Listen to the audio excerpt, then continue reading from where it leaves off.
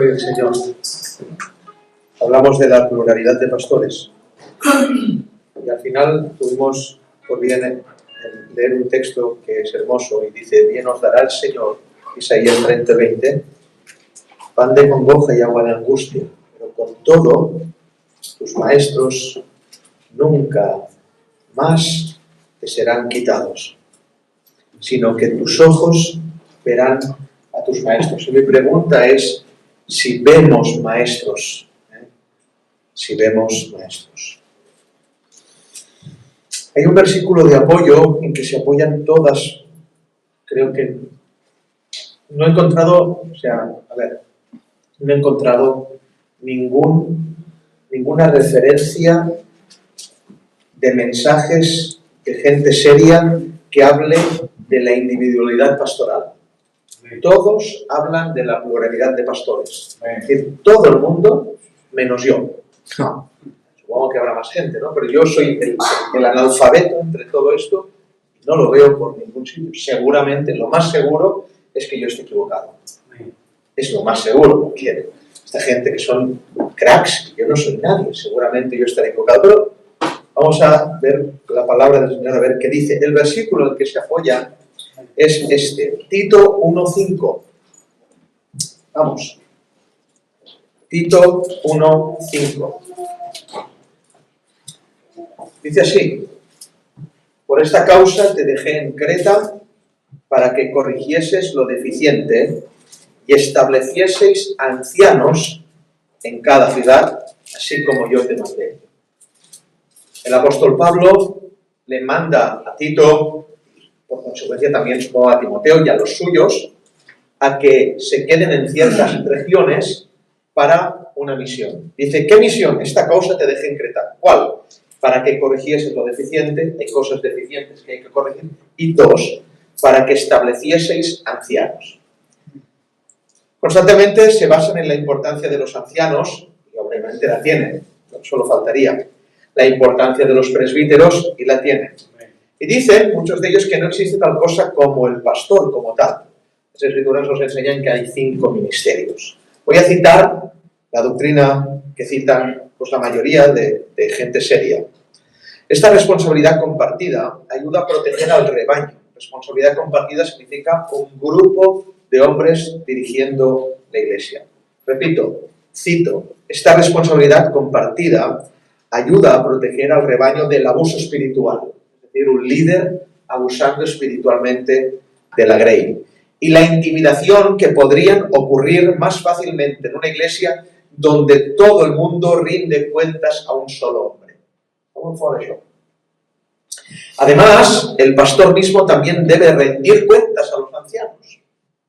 El modelo bíblico para este gobierno de la iglesia no es un sistema jerárquico en el que el pastor principal es un obispo sobre los ancianos de la iglesia, sino que en el Nuevo Testamento obispos, también traducido como supervisores, ancianos, también traducido como presbíteros, son sinónimos. Por ejemplo, cuando Pablo instruye a Tito a designar ancianos en cada ciudad, el texto que hemos leído desde que está aquí, describe los requisitos para estos ancianos, llamándolos obispos, porque el obispo debe ser irreprensible como administrador de Dios. Amén. Utiliza los dos términos para describir el mismo cargo. Entonces, en esto se basan para decir que no existe la individualidad pastoral, sino es un grupo de pastores, de ancianos que deben de llevar la iglesia. Esto significa que el pastor sirve a la congregación junto a los ancianos gobernantes. Cito, pero no por encima de ellos. Él mismo es un anciano que trabaja en la predicación y la enseñanza. Aunque tiene formación bíblica y dones espirituales para enseñar correctamente la palabra de Dios, su voto, y esto es muy importante, esto es aquí donde para mí están mostrando su vergüenza. Su voto, repito, su voto es impresionante, pero nadie lo ve, ¿eh? Su voto no es más importante que los votos de los otros ancianos. Su voto, es decir, todo el mundo vota. Y tampoco posee poder de veto sobre el consejo del grupo. Debe trabajar en armonía con los demás ancianos, votando, respetando su liderazgo y sometiéndose a la sabiduría colectiva. Vergüenza. La colectividad no tiene sabiduría. En la iglesia no hay un lugar para que un líder domine sobre otro. El único jefe de la iglesia, y aquí claro, cuando uno lee esto, dicen, tienen toda la razón, es el Señor Jesucristo. Amén. Solo Él es la cabeza del cuerpo. Y citan Biblia, Efesios 1, 20, 22. Bueno, esto es lo que dicen los que más saben. Yo me pongo delante de todos los que más saben y no lo veo por ningún sitio. Creo que es absolutamente una herejía esto. Amén. Y sería bueno que fuera así. Sería mucho más cómodo, muchos menos problemas. Sería precioso que fuera así. Amén. Pero la Biblia no habla en ningún lugar de nada de esto. Así es. El método de iglesia democrático no existe en ni un solo lugar de la Escritura. No está por ningún sitio. Amén. La necedad de la iglesia demócrata no se funda en el ministerio rabínico de Jesús ni en el legado del mismo, sino en una estructura nueva basada en el sistema piramidal, el cual la cumbre de la pirámide no es el dedo de Dios, sino la democracia del pueblo. Así es. Amén. Sí, Padre. ¿Entendéis? El sistema de profetas, sacerdotes y rabinos está presente en toda la Escritura, no habiendo ninguna referencia, sino solo para mal, de otro sistema democrático, es decir, la mayoría gana. Siempre que hay un sistema democrático es para la vergüenza del pueblo, nunca para la alabanza de Dios. Amén. Siempre que en las Escrituras hay un motivo de democracia es para vergüenza de Dios y para la alabanza del pueblo. Democracia significa una cosa, el poder del pueblo. Teocracia significa una cosa, el poder de Dios. Amén. Para empezar, no sé, para empezar, esto, solamente que con esto ya podríamos cerrar la Escritura. Lo he dicho alguna vez, ¿podemos cerrar la puerta, por favor? Vale. Hubo un momento en la historia de la Iglesia, al principio, cuando Jesús resucita, asciende, que los discípulos tienen un problema con las viudas de la Iglesia, porque tienen que atenderlas ellos y ellos descuidan la palabra del Señor. Es decir, los pastores se descuidaron de predicar para tener que atender las viudas. Y una cosa es importante y la otra también. Se tienen que designar diáconos. Pero antes de esto, cuando falta un discípulo y el Señor escoge a 12, vosotros sabéis que cuando esto ocurre, estaba Pedro, estaba Mateo, estaba Juan, estaban los 11 para poder votar. ¿Quién sería el discípulo número 12? Echaré el tiro para atrás, os leo la declaración de las iglesias serias. El voto de uno no puede ser más que el otro, se podía aplicar a ese momento, ¿no? Aquí todos somos unos, ninguno va a escoger, sino votemos todos en secreto y así el que salga, salga. Pero ni Mateo, ni Pedro, ni Juan, ninguno de ellos entendió que una decisión tan importante debe ser tomada por una decisión humana. Amén. Así es. Por amiguismos, por familiaridades, ni siquiera por democracia. La mayoría no gana. Amén. Así es. Y interpretaron, sabieron que hay un método bíblico, que ya estaba instaurado. ¿El qué? Las suertes. Todos ellos eran capaces de votar y escoger, pero no votaron y escogieron, sino fueron a las suertes a que Dios eligiera. Muy bien. Y salió por suerte Matías. Quizás, lo más seguro, es que siendo santos los varones de Dios, si hubieran votado hubiera salido Matías. ¿O no? Quizás, lo más seguro, es que si los varones de Dios son santos en Jerusalén, si hubiera sido la entrada al lugar santísimo para ofrecer incienso de todos los sacerdotes y se eligiera voto, seguro que hubiera entrado el marido de Elizabeth, ¿no? Zacarías. Pero no fue por voto, Muy bien. nunca fue por democracia, siempre fue el dedo de Muy Dios. bien. Amén. Repito, el versículo de la Iglesia Pluripastoral, Tito 1:5, dice: por esta causa te dejé en Creta, para que corrigieses lo deficiente, que establecieseis ancianos en cada ciudad. Hay que torcer el texto para interpretar de que muchos ancianos en cada ciudad para gobernarlas. Hay que ser, hay que llevar el texto a tu voluntad. Así es.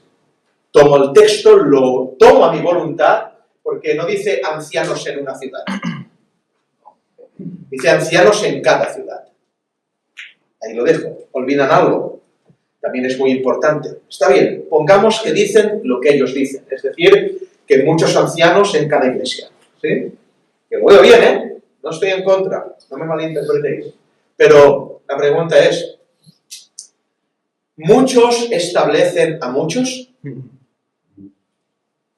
Es decir, ¿hay un consejo de ancianos que establece a otro consejo de ancianos? No. Hay un Pablo Así es. que le Amén. dice a un Tito que Amén. establezca muchos. Amén. Amén. Amén. Se cae absolutamente Así es. por sí misma la teoría, la enseñanza de una iglesia gobernada pluripastoralmente por el mismo texto. Es decir, yo te mando, uno que manda a otro y otro que manda y establece a otros. Amén. No son muchos que establecen a muchos. Uno a muchos. Amén. Muy bien. Es así de sencillo. Amén. Es singular, uno que establece a muchos. Así es. No muchos, no una reunión, sino solo un ministerio pastoral. De hecho, en toda la Escritura no existe tal cosa. Las cosas tan elementales como los libros de la Biblia. No dice muchos Nehemías, sino un Nehemías. No dice muchos Esdras, sino un Esdras. No dice muchos Josué, sino un Josué. No dice muchos Joeles, sino un Joel. No dice muchos Oseas, sino un Oseas. Oseas, Nehemías, Josué, Isaías, Jeremías. ¡Uno! Amén. No son muchos, son uno. Nunca son los. Siempre es uno. Y aun cuando habla de los, habla en singular. Primera de Reyes, por ejemplo, habla de muchos reyes, pero es la historia de cada uno de los reyes. Segunda de Crónicas, el reinado singular de cada rey. Proverbios de Salomón. Las sabidurías son muchas, pero de un solo hombre. Los salmos, las alabanzas de un solo hombre. En las cartas de las iglesias no se cita muchos Juanes, muchos Pedros. No, yo Juan, yo Pedro, Amén. yo Pablo. Amén. No nosotros. Yo. Porque no existe tal cosa como la administración pluripastoral y demócrata Amén. de una iglesia. Amén. Amén. Yo hubiera dicho amén. Bueno, al menos es lo que la Biblia nos enseña. Se aplica el plural a las iglesias. Efesios, Corintios, Colosenses, Tesalonicenses. ¿Por qué? Porque la iglesia es plural. Pero ¿quién habla a Corintios? Uno. ¿Quién habla a Tesalónica? Uno. Así es. ¿Quién habla a Efesios? Uno. Es decir, uno hablando a muchos. Amén. Porque no existe tal cosa como la iglesia pluripastoral, sino muchas ovejas, un pastor. Amén. Se cae absolutamente todo lo que Amén. esta gente enseña. Pero más, cuando el Señor le habla a Pedro, Pedro, ¿qué? ¿Me amas? ¿Qué le dice? Pastoread, en plural. Buah. Ministrad, en plural, no. Pastorea tú a mis ovejas. Amén. Pedro, ¿me amas? Singular. ¿Pastorea a quién? A muchas ovejas, plural. Isaías 30:20, lo vuelvo a citar porque me encanta ese texto, me hace mucho bien. Bien os guiará, bien os dará el Señor, pan de congoja y agua de angustia, y con todos tus maestros nunca más te serán quitados, sino que tus ojos verán a tus maestros. Amén. Ahora necesitaría, no está, no sé por qué, la pizarra no está, ¿verdad? Su libro. A ver si con señas me puedo manejar. ¿Hay pizarra? ¿Hacemos una oración a ver si hay pizarra? Vamos a hacer una oración. Vamos a hacer una oración. Te rogamos, Dios mío, que nos sigas ayudando. Amén, Señor. En el nombre de Jesús. Enséñanos. Enséñanos y muestra. Estamos necesitados de tu enseñanza. En el nombre de Jesús de Nazaret. Somos niños. Ayúdanos, Señor. Necesitamos la enseñanza de tu Padre. Ayúdanos. Perdón, falta de reflexión. Aleluya. Aleluya. Ámanos. Aparte todo lo que nos ha Aleluya.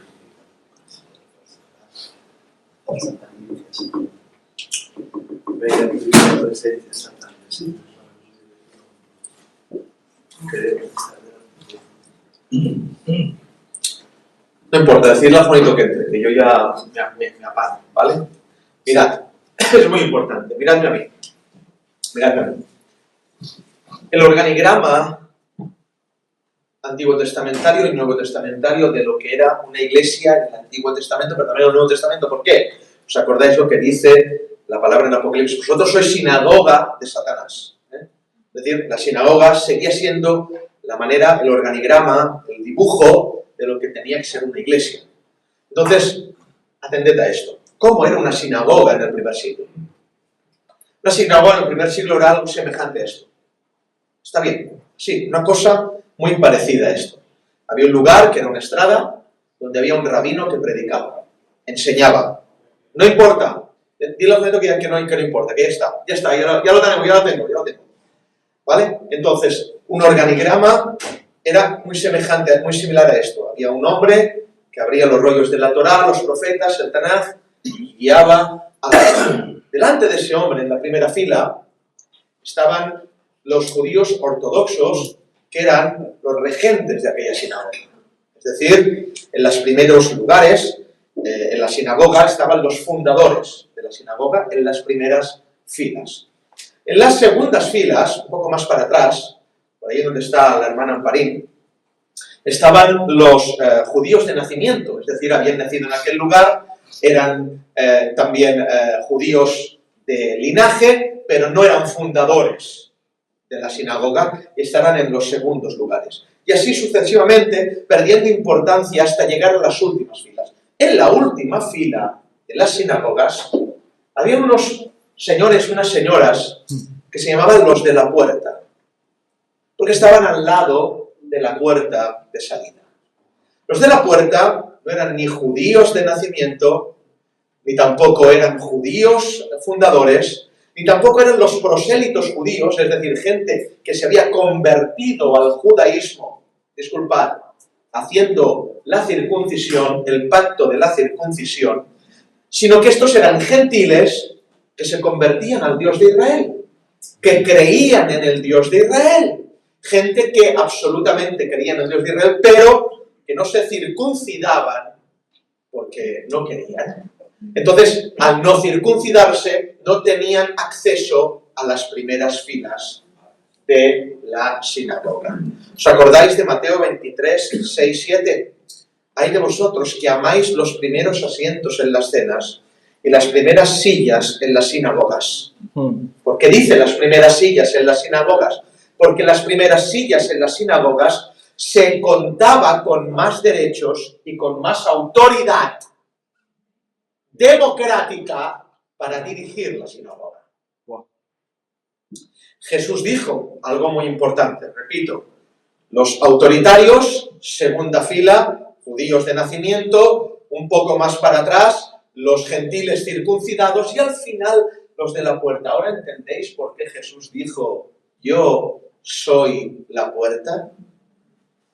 Vosotros amáis los primeros lugares, pero yo soy la puerta, es decir, yo no me pongo delante teniendo todo el derecho, sino me quedo atrás con los gentiles que nadie quiere. Amén. Otro día entramos aquí. Los judíos se quedaron en el primer lugar de la sinagoga sin entrar por la puerta. Los gentiles han hecho otra sinagoga habiendo entrado por la puerta. La circuncisión en el primer siglo no es como ahora, perdonad. Uno va al lateno ni lo circuncida. Pasa unos muy malos días, pero ya está. Hay antibióticos, hay analgésicos, sí, pero en el primer siglo circuncidarse de mayor era el 80% de veces morías de una infección. Entonces es lógico que hubiera gente atrás que no quisiera pasar adelante porque tenía que pasar por el rito de la circuncisión. Amén. Nadie se circuncidaba porque no se podía, era muy complicado. Así que solo tenías acceso a la puerta. Gracias, puerta. Amén. Gracias por hacerte puerta y porque hemos podido tener acceso nosotros sin circuncisión a la puerta. Aleluya. ¿Por qué cuento todo esto? Es de suma importancia para todo este tema. Hechos 15. ¿Qué hacemos con esos de la puerta? Las Escrituras nos dicen que en el capítulo 15 hay una no pequeña discusión acerca de nosotros. ¿Por qué? Hemos creído en el Dios de Israel, pero aquí no hay judíos ortodoxos. No hay los de la primera fila. No están los de la segunda, sino somos todos de la puerta que hemos formado una iglesia. No era así en el primer siglo. En el primer siglo, todos los discípulos eran judíos ortodoxos. Amén. ¿Os perdéis? Todos los discípulos eran judíos ortodoxos. Amén. La pregunta que yo me hice cuando yo vi esto es, no lo entiendo. ¿Cómo es que en el capítulo 15, Juan, Pedro, Jacobo, Mateo se preguntan qué hacemos con los gentiles? Muy bien. No lo puedo comprender. Mira, he pasado por él. Yo llevo 25 años estudiando esto y ahora lo he visto. Y he pasado por estos textos 3000 veces. Y ahora el Señor me los encaja. ¿Qué? ¿Cómo?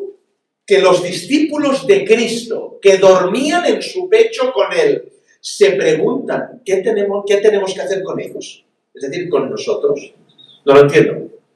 Hasta que he ido a los evangelios y es normal que no supiera. ¿Por qué? Porque Jesús nunca se lo dejó claro.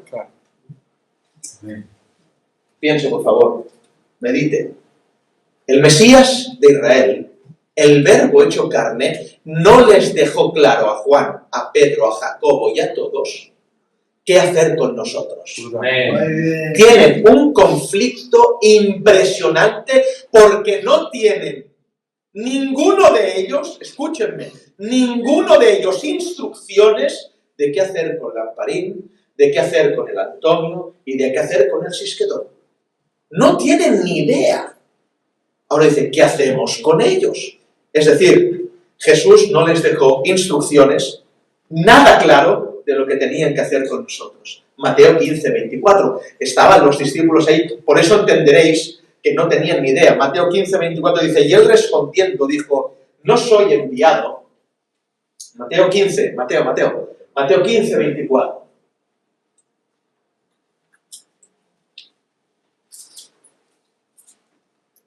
Él respondiendo, Jesús dijo, no soy enviado sino a las ovejas perdidas de la casa de Israel. Claro, cada vez que escuchaban estas cosas, entendían que se cierra el círculo. Es para las ovejas perdidas de la casa de Israel, no es para nosotros.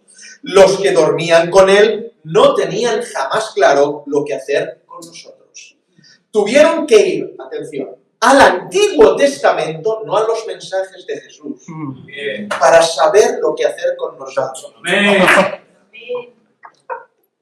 ¡Qué paradoja! Me muero, me da algo. ¿Cómo? Que no pudieron ir a los evangelios para saber qué hacer con nosotros. Se tuvieron que ir a los profetas y a la ley para saber qué hacer con nosotros. ¡Qué paradoja!, ¿verdad? Hoy la Iglesia se centra en el Nuevo Testamento cuando no habla de nosotros. Así es. Y los discípulos se centraron en el Antiguo para incluirnos. Sí. Plegamos ya, plegamos, vale. Es una paradoja. Solo en Hechos 15 no se cita un texto del Evangelio. Cuando la discusión entra, no citan los discípulos el Evangelio, no cita ninguna palabra de Cristo, no cita ninguna enseñanza de Cristo, se van a la ley Amén. y a los profetas para decir, ellos tienen que entrar. Amén. Aleluya. No se cita el mensaje de Jesús para incluirte a ti y a mí. Se cita la ley. Brutal. ¿Plegamos? ¡Plegamos ya! Y lo demuestro. Hechos 15:15 dice así. Hechos 15:15. Con esto cumplan las palabras de los profetas, como está escrito, 16. Después de esto volveré y reedificaré el tabernáculo de David que está caído y repararé sus ruinas y lo volveré a levantar, para que el resto de los hombres busque al Señor y todos los gentiles sobre los cuales es invocado mi nombre. No, esto no lo dijo Jesús. Esto no lo enseñó Jesús a sus discípulos. Tuvieron que ir a la ley para ministrar a los gentiles. Amén.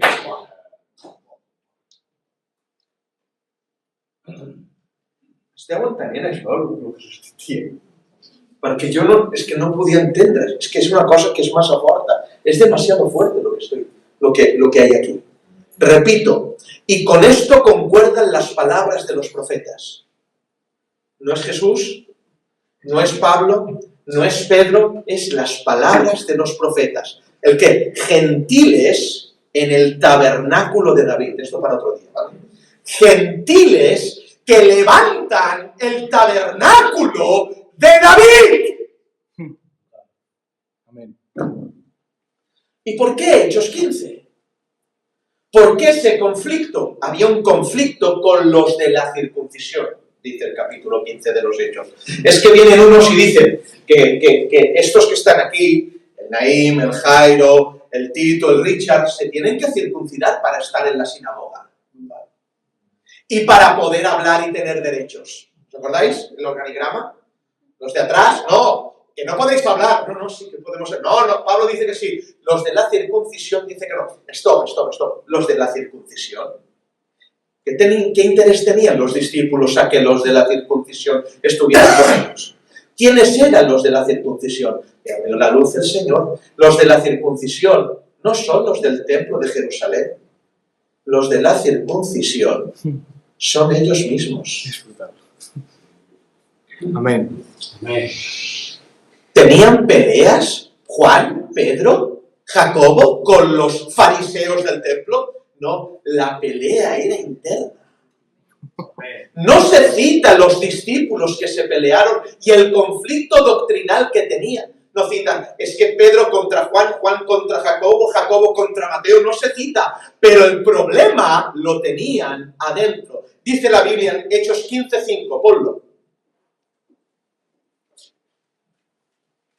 Dice, pero algunos de la secta de los fariseos que habían creído, no son gente que no creyó, eran creyentes en medio de ellos. Algunos de la secta de los fariseos que habían creído se levantaron diciendo que es necesario circuncidarlos y mandarles que guarden la ley de Moisés. ¿Me entendéis? No eran los del templo, eran los que habían creído, estaban entre ellos. Los mismos discípulos eran los de la circuncisión, la iglesia eran los de la circuncisión. No tenían presión por los de afuera, sino la presión era por los de adentro. Otra paradoja, ¿verdad? Esto es una paradoja, repito. No tenían presión por los de afuera, sino la presión era por los de adentro. Contra los que luchó Pablo, no eran los del templo, eran los de adentro. Amén. Es muy fuerte lo que estoy hablando. No se citan nombres, pero es obvio que no había discusión ni presión si no fueran voces autorizadas. ¿Qué discusión puede haber si no estás dentro de la iglesia? ¿Vosotros veis a gente discutiendo aquí? Los que discutimos aquí es gente de la iglesia. Amén. Los de fuera no discuten aquí dentro. Muy bien. Los de la circuncisión eran los de adentro. Nunca lo había visto. Está implícito, aunque no explícito. Por eso, ahora Pedro habla. En esta discusión, en este momento extraordinario que determina nuestro futuro, ¿estáis entendiendo lo que estoy hablando? Estoy hablando de por qué estamos aquí. Amén. Lo que determina nuestro futuro es este concilio, el concilio de Jerusalén, el único concilio bíblico de la historia. Amén. ¿Estáis? El único concilio bíblico de la historia. A partir de fuera de aquí, todo lo demás es Roma. Amén. Sí es. ¿Lo entendéis? Todos los demás concilios son romanos. A partir de aquí, fuera de aquí, todo lo demás Este es el único concilio bíblico de la historia. Entonces, cuando esto sucede, habla Pedro. Y Pedro se levanta delante de todos. Luego hablaremos lo que habló. Pero Pedro ya ha sido tratado en el capítulo 10. Estamos en el capítulo 15. Madre mía, si es que yo escucho violines yo aquí. Estamos en el capítulo 15, pero Pedro ya ha sido tratado en el 10. ¿Cuándo? Pedro, tengo hambre, Señor. Desciendo un lienzo blanco con cuadrúpedos, toda clase de reptiles, y Dios le dice, mate y come. Muy bien. Ya ha sido tratado en el 10 para poder hablar en el 15. Hay gente que no ha sido tratado en el 10 y quiere hablar en el 9. Lo dejo ahí. Pero si no eres tratado en el 10, no hables en el 15. Y fue tratado, por eso habla. Es que es más, es tan tratado que la palabra lo arrastra a la exhortación. Arrastró la exhortación de Pablo en Gálatas, dice Gálatas 2, 11, 14. Pero cuando Pedro vino a Antioquía, esto es antes, dice, le resistí cara a cara, porque era de condenar. Pues antes que viniesen algunos de parte de Jacobo, acordaros de este nombre, de parte de Jacobo, comía con los gentiles. Antes de que vinieran los de parte de Jacobo, comía con los gentiles. Pero después que vinieron, ¿quiénes eran los de parte de Jacobo? Un discípulo. ¿Quiénes eran los de parte de Jacobo? Los de la circuncisión. Amén. Discípulos que obligaban al gentil a circuncidarse. No era un asunto externo, era un asunto interno. Porque todos son judíos y son celosos de la ley. ¡Todos! Y vinieron, hasta aquí, pero después que vinieron, se retraía y se apartaba. O sea, comía con nosotros, pero venían los ortodoxos y ya no parlaba más Jairo. Ya no comía, no va su pan, no, hoy no. ¿Pero por qué no? Y ahora dice el apóstol Pablo. ¿Por qué? Porque tenía miedo de los de la circuncisión. Pero escúchenme, no era Anás y Caifás. Eran discípulos. Los de la circuncisión eran discípulos de Cristo. Atención. Siguiente texto. 13.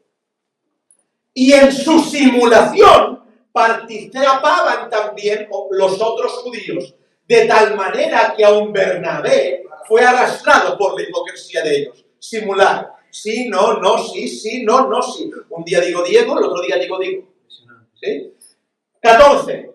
Pero cuando vi que no andaban rectamente conforme a la verdad del Evangelio, dije a Pedro delante de todos, si tú siendo judío vives como los gentiles, y atención a esta palabra que es clave, vives como los gentiles, ¿significa que Pedro comía todo lo que los gentiles comían?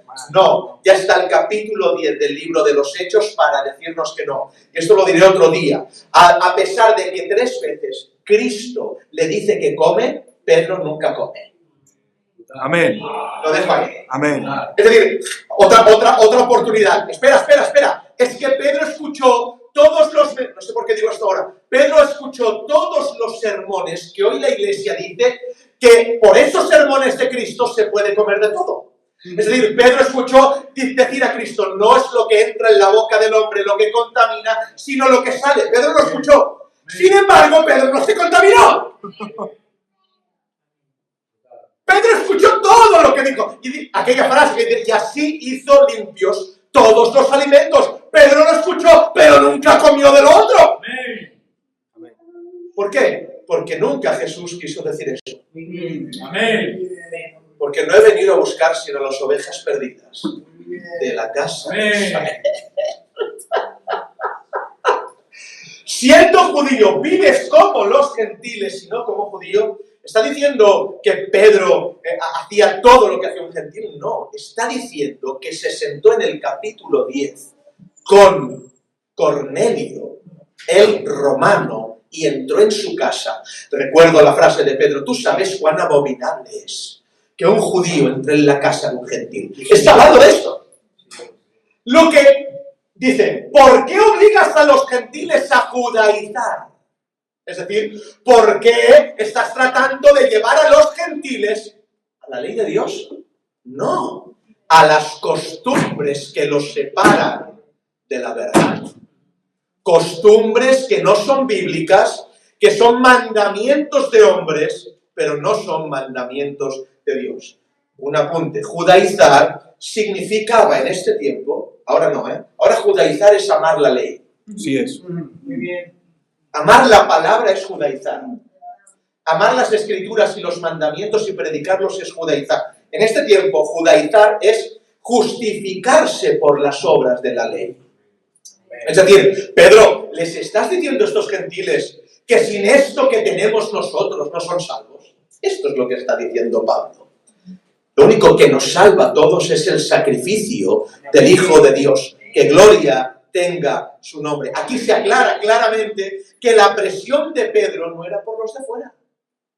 La presión de Pedro era por los de adentro. Los de la circuncisión. Los judaizantes eran los discípulos, hermanos. Brutal.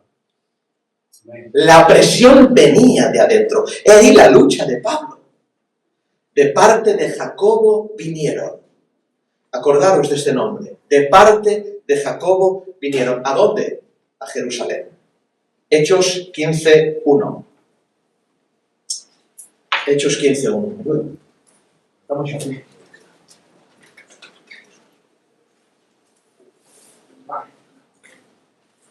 Al foco. ¿Lo leemos? Entonces algunos que venían de Judea enseñaban a los hermanos. ¿De dónde vienen? ¿De dónde vienen? ¿Dónde está Jerusalén? Vale. Si no os circuncidáis conforme al rito de Moisés, esto es judaizar. No podéis ser salvos. Judaizar no es enseñar la ley a los gentiles. Judaizar no es que un gentil celebre Pesaj. Judaizar no es que un gentil festeje Sukkot. Judaizar no tiene nada que ver con esto, y mucho menos el día del Señor. Judaizar es decir, sin el rito de la circuncisión y las mujeres el lavacro de la nariz, no podéis ser salvos. Es ir al antiguo pacto. Por salvación, no por ordenanza ni mandamiento. Pero un momento, entonces algunos que venían de Judea enseñaban a los hermanos. ¿Cómo tenían acceso? ¿En dónde? Los de Judea eran discípulos también. Sí. Habían creído. Creían en el Mesías, pero decían los gentiles, pero aunque ha venido el Mesías, no nos ha enseñado otra cosa que guardar la ley. Así que si no os circuncidáis, no sois salvos. Eso es pecado. Amén. Eso es lo que está mal. Justificados por las obras de la ley. Así es. Verso 1, ya está bien. La circuncisión para salvación. Eso es judaizar. No guardar mandamientos, no amar la ley de Dios. El organigrama. Profetas, sacerdotes, rabinos y en consecuencia pastores. El misterio en la iglesia que es revelado en Hechos 15. Una autoridad. Una hegemonía. Y ahora esto es muy fuerte. ¿Por qué? ¿Dónde venimos? Pluralidad pastoral, ¿verdad? Muchos pastores, ¿verdad? Ancianos que deciden las cosas. Venimos de ahí, ¿verdad? Sí. ¿Dónde recayó la hegemonía, la autoridad en la iglesia de Jerusalén del primer siglo? Hechos 15. Ahí tenemos toda la doctrina. Repito, entonces algunos que venían de Judea enseñaban a los hermanos: si no os circuncidáis conforme al rito de Moisés, no podéis ser salvos. Esto fue un concilio que se le hizo a Pablo y a Bernabé para llamarles la atención. ¿Por qué? Porque en el concilio se les dice: basta ya de predicar tanto a los gentiles y que vengan tantos gentiles. Muy bien. Estáis predicando demasiado a los gentiles y no están guardando las cosas que nosotros y nuestros padres guardaron. Ahí está el conflicto. De tal forma que en el conflicto hay una resolución final a la que se someten todos. Pon Hechos 15, 28. Esta es la resolución final del concilio. Porque ha parecido bien al Espíritu Santo. Amén. Y ahora parece, escúchenme, que la pluralidad pastoral la diga este texto, ha parecido bien al Espíritu Santo. ¿Y a quién? A nosotros, todos, los ancianos, los discípulos, Pedro, Juan, Jacobo, todos, todos, nos ha parecido bien a todos no imponeros ninguna carga más que estas cosas necesarias. Verso 29, que os abstengáis de los sacrificados a los ídolos, de sangre, de ahogado y de fornicación, de las cuales cosas si os guardaréis, bien haréis. Pasadlo bien. 30. Así pues, los que fueron enviados descendieron a Antioquía y reuniendo en la congregación entregaron la carta. Basta. Es decir, la resolución final, pon el 28 otra vez, por favor, Brian. La resolución final es esta. El 28. 15, 28. Porque ha parecido bien al Espíritu Santo y a nosotros, Consejo de Ancianos, pluralidad pastoral. Esta es la resolución final, es decir, lo que se dice delante de la gente y lo que se escribe es esto. ¿Pasó esto en el concilio? Se pone la piel de gallina. ¿Es lo que pasó en el concilio? Que todos dijeron, sí, ya está. ¿Y votaron en el concilio? ¿Fue un voto de todos lo del concilio? Impresionante. Al Espíritu Santo y a nosotros, ¿hubo unanimidad en el sometimiento? Hubo unanimidad en el sometimiento a una voz. Wow. Una sola. ¿Cómo? Brutal. La de un solo líder. Brutal. ¿Qué dices? ¿Un líder, un profeta, sacerdote, rabino, pastor? Lo que venimos explicando, como quieran llamarle, llámenle como quieran, pero el que dicta sentencia en el concilio no es el voto democrático, sino un solo personaje. Amén. ¿Cómo? Hechos 15:2. Pon. Como Pablo y Bernabé tuviesen una discusión y contienda no pequeña con ellos, se dispuso que subiesen Pablo y Bernabé a Jerusalén y algunos de ellos a los apóstoles y a los ancianos para tratar esta cuestión. Es decir, reunión de apóstoles y ancianos. Parece que la resolución han hecho a voto. ¿Era el voto igualitario el de todos? Lo que hemos leído al principio, de las normas doctrinales de las iglesias serias. ¿Quién había allí? Estaban los apóstoles y los ancianos. ¿Qué apóstoles? Simón Pedro, Andrés, Santiago, Juan, Felipe, Bartolomé, Tomás, Mateo, Judas Tadeo, Simón el celote y todos los demás discípulos. Imaginaros el concilio. Si hablo de Mateo, ¿puede Mateo votar, jolines hermanos, el del Evangelio a los judíos? El que ha escrito el Sermón del Monte, el que ha escrito las virtudes de Cristo, el que habla con la samaritana. ¿Puede, hermanos míos, Mateo votar? Totalmente. ¿Puede Juan votar? ¿Cómo no va a votar y tener voz Juan en ese concilio? Si es el que duerme en el pecho del amado, si es Juan, el discípulo amado, si es aquel que lo ve en la cruz, aquel que no se va de su lado. ¿Pueden votar esta gente y tener resolución? Obviamente, son voces autorizadas. Pero allí no se levanta ni Mateo, no se levanta Juan, se levanta Pedro muy tímidamente. Muy bien. El Señor me ha mostrado hace tiempo. Hechos 10. Amén. Lo que está haciendo el Señor entre los gentiles y que a nada que yo llame inmundo, si Él no lo llama, es inmundo. Amén. Y sale Pedro, pero Pedro no cita Biblia. No, él da su opinión, aporta algo, pero no hace nada más. Habla de la inclusión de los gentiles que Dios le mostró en Hechos 10, pero pone el 15, 7, 9.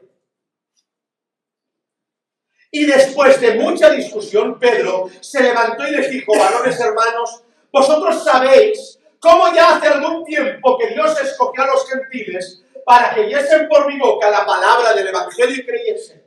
8. Y Dios, que concede los corazones, les dio testimonio, dándoles el Espíritu Santo lo mismo que a nosotros.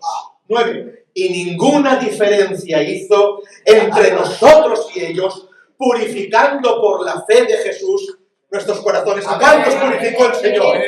¡Digan amén! ¡Amén! Pedro opina.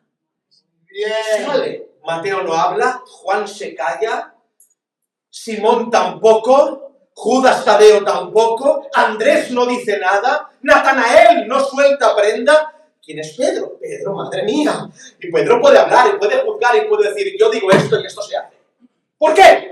Mateo 16, 16, 19. Respondiendo Simón Pedro, dijo: tú eres el Cristo, el Hijo del Dios viviente. Entonces le respondió Jesús: bienaventurado eres Simón, hijo de Jonás, porque no te lo reveló carne ni sangre, sino mi Padre que está en los cielos. ¿Qué? Es la máxima autoridad, hermanos. Le ha revelado el Padre que está en los cielos. 18. Yo también te digo que tú eres Pedro. ¿Y qué dice? Y sobre esta roca edificaré mi iglesia, y las puertas del Hades no prevalecerán contra ella. 19. Y a ti te daré las llaves del reino de los cielos, y todo lo que atares en la tierra será atado en los cielos, y lo que desatares en la tierra será desatado en los cielos. Tiraré el púlpito. ¿Este tío quién es? Es increíble. Lo tiene todo para juzgar el caso. Le ha hablado en Hechos 10. Antes Jesús le dijo a él que le daba las llaves del reino, pero que somos locos. ¿Quién es Pedro? Juan 21, 15. Cuando hubieron comido, Jesús dijo a Simón Pedro: Simón, hijo de Jonás, ¿me amas más que a estos? Le respondió: sí, Señor, tú sabes que te amo. ¿Qué le dijo él? Apacienta mis corderos. Pastorea mis corderos. ¿Quién es este? Tiene toda la autoridad, entre comillas, para juzgar en el capítulo 15 del libro de los Hechos. Pero no juzga, no decreta, no sentencia, opina. Pero ¿qué es esto, hermanos? Yo cuando digo, ¿cómo? Que no sentencia, da la opinión. Si os fijáis, ni siquiera cita un texto. No cita Biblia, Pedro. Pero en Hechos 15 solo opina. ¿Pero quién juzga? Ahora, venid, ¿vale? Violines. No juzga Pedro, no juzga Juan, no juzga Mateo, y se levanta entre esta gente, esta multitud de apóstoles, un personaje misterioso. Un tal Jacobo. Buscamos en la Biblia. No es Jacobo el discípulo entre los 12, no es el otro Jacobo que fue muerto a espada. ¿Quién es este Jacobo? Y levantándose Jacobo, espérate un momento, Hechos 12, 17, habla de este tal Jacobo. ¿Puedes ponerlo, Brian? Pero él, 12, 17 de Hechos, pero él, haciéndoles con la mano señal de que callasen, les contó Pedro cómo el Señor le había sacado de la cárcel. Y dijo: haced saber esto, ¿a quién? A Jacobo y a los hermanos. ¿Por qué no dice a los hermanos y ya está? Porque cita a este personaje, a Jacobo, y lo separa de todos los demás. Muy bien. No es pluralidad pastoral. Amén. Había hermanos y había un tal Jacobo.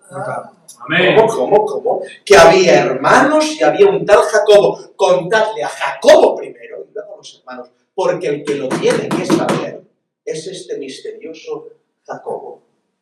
Seguimos. ¿Qué importancia tenía Jacobo? Que no nombra a los demás hermanos, pero a este sí. Como que el que lo tiene que saber no son todos, sino Jacobo especialmente. Otra vez se cae al suelo la teoría de la iglesia pluripastoral. Amén. Hechos 21, del 17 al 18. Cuando llegamos a Jerusalén, los hermanos nos recibieron con gozo. Todos. Y al día siguiente, Pablo entró con nosotros a ver a quién. A Jacobo. ¿Pero quién es este?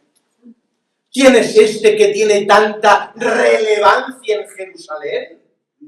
¿Pero quién es este que Pedro opina, pero se levanta él en el concilio? Y se hallaban reunidos todos los ancianos. Había un concilio de ancianos, pero entre ellos, ¿quién?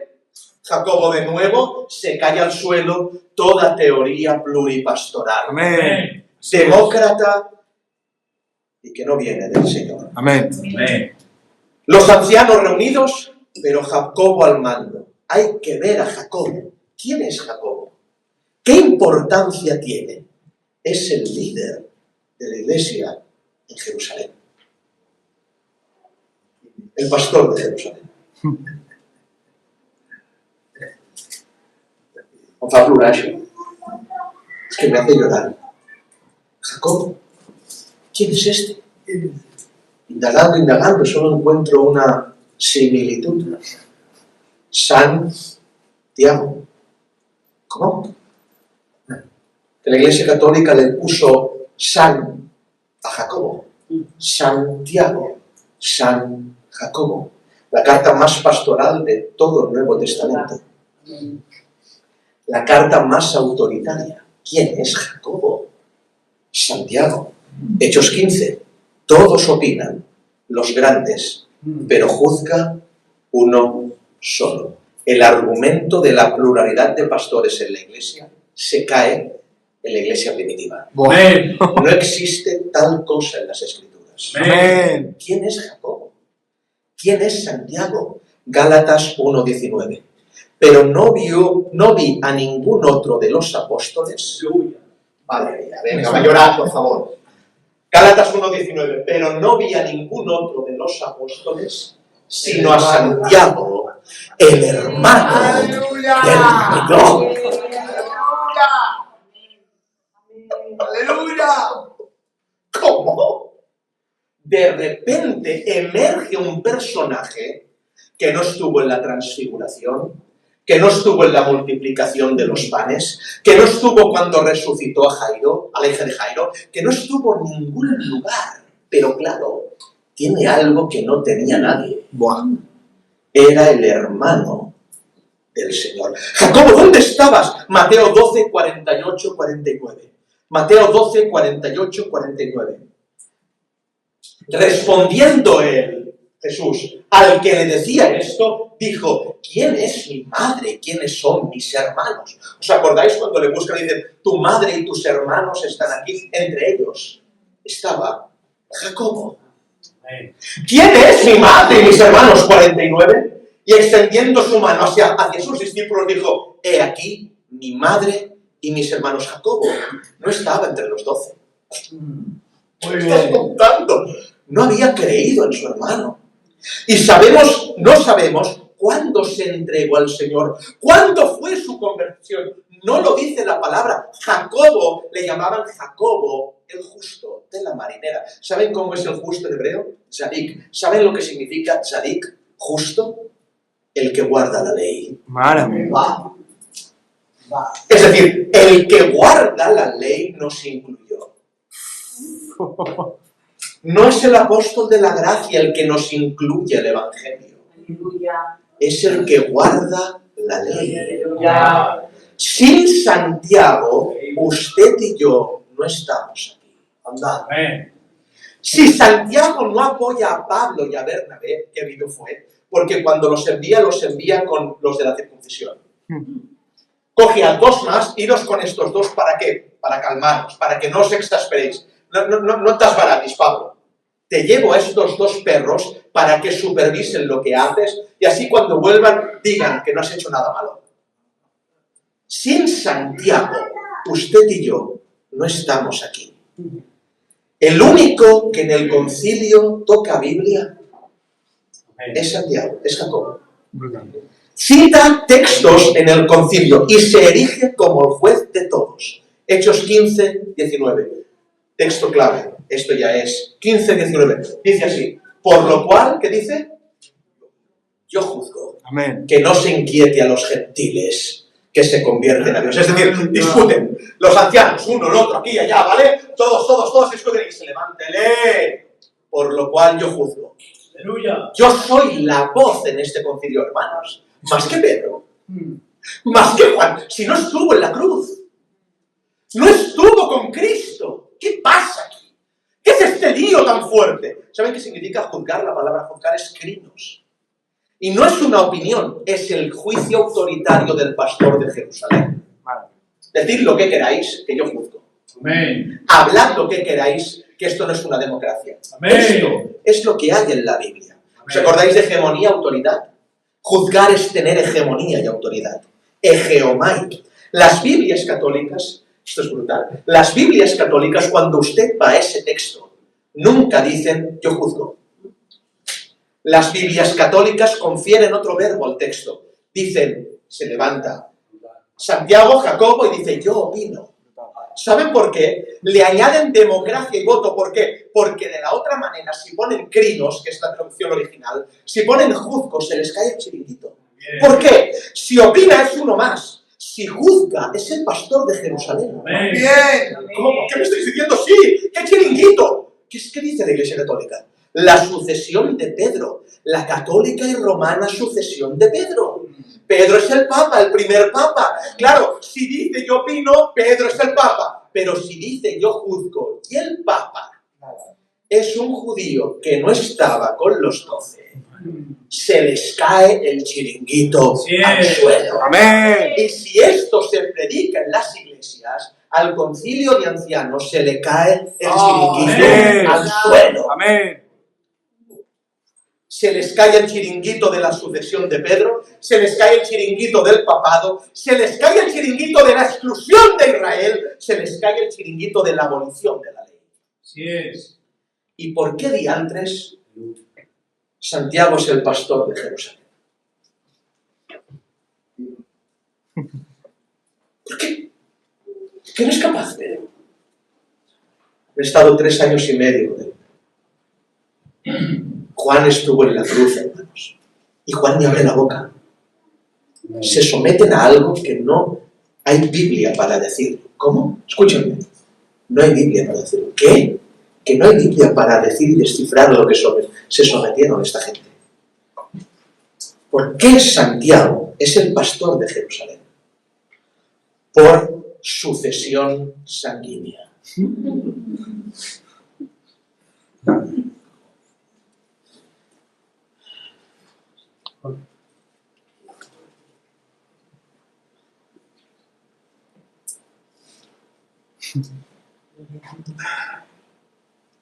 Los discípulos de Cristo se sujetaron a una costumbre que no está escrita en las Escrituras.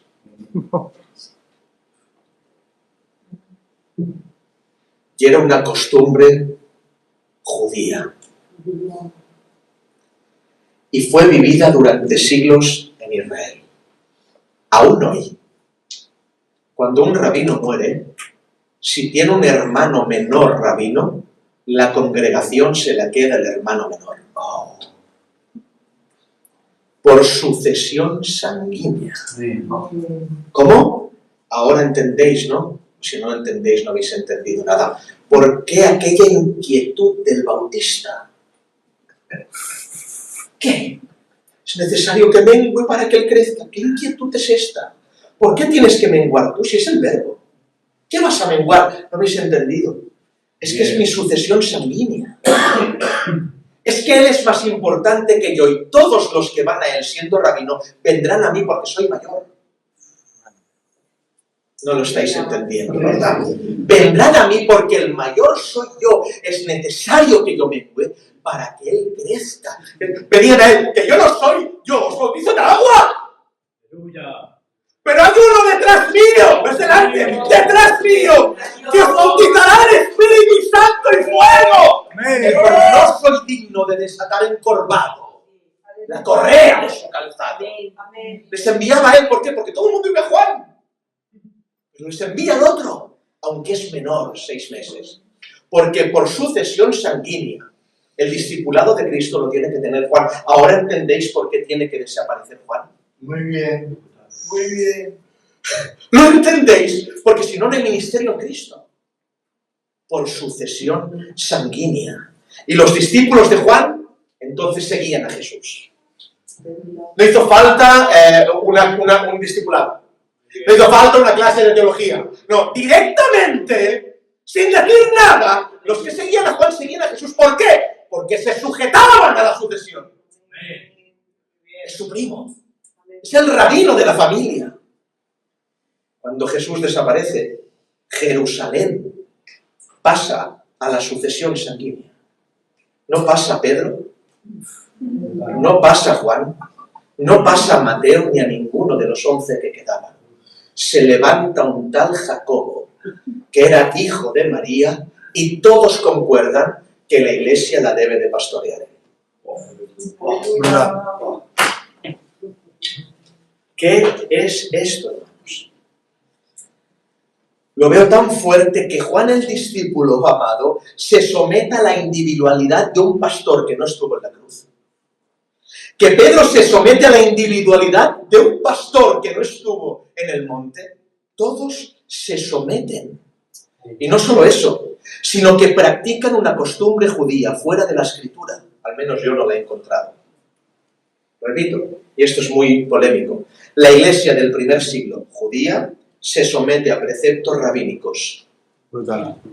Amén. Amén. Digo más y termino, ¿vale? Profeta, los primeros, aquí, luego sacerdotes, levirato, luego rabinos, luego pastores. El líder de la iglesia de Cristo, lo voy a volver a decir, que esto es muy importante, ¿verdad? El líder de la iglesia de Cristo, el sucesor general, el pastor que se quedó con las ovejas de Jerusalén, la ciudad santa, donde empieza y termina todo, no fue un pastor evangélico, fue un rabino judío. Amén. Amén. Gloria a Dios. Aleluya. Catástrofe evangélica. Esto es una catástrofe. ¿Por qué? Porque era el rabino. Yo juzgo, que yo aquí mando yo. La información bíblica rompe las cadenas. Amén. Lo Lo creo. digo de otra manera. La verdad nos haga libres. Amén. ¿Queréis la primera manera y la segunda? La información bíblica rompe las cadenas. Amén. Lo digo de otra manera. La verdad nos hace libres. Amén. La pregunta es, ¿libres de qué? Es que nos creímos que solo nos liberaba de las drogas. Pero la verdad también nos libera de la iglesia. Así es. Dijo un pagano llamado Aldous Huxley, una dictadura perfecta tendría la apariencia de una democracia, pero sería básicamente una prisión sin muros en la que los presos ni siquiera soñarían con escapar. Sería esencialmente un sistema de esclavitud en el que gracias al consumo y el entretenimiento los esclavos amarían su servidumbre. Bienvenidos a la iglesia del siglo XXI. Amén. La iglesia de la democracia. Así es. Así es. Vamos a orar.